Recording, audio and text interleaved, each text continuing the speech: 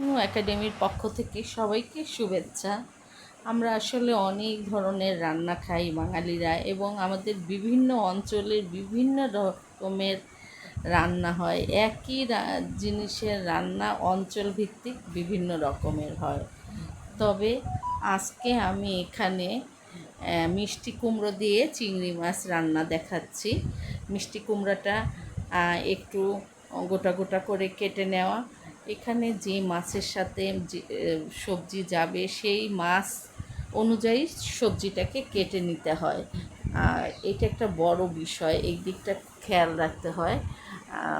তো মিষ্টি কুমড়া দিয়ে চিংড়ি মাছ রান্না করব।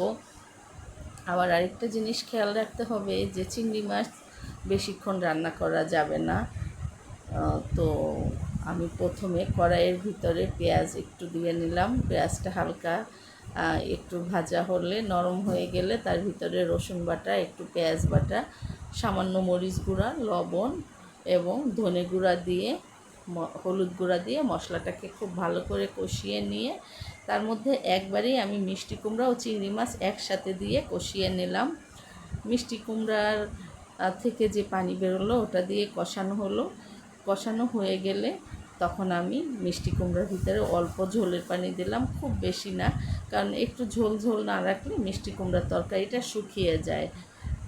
তো অল্প ঝোলের পানি দিয়ে আমি মিষ্টি কুমড়াটাকে ঢেকে দিলাম। যখন সিদ্ধ হয়ে আসলো, একদম পুরোপুরি সিদ্ধ করব না, হালকা একটু শক্ত রাখবো, তাহলে খেতে ভালো লাগে এবং এটা স্বাস্থ্যসম্মত হয়।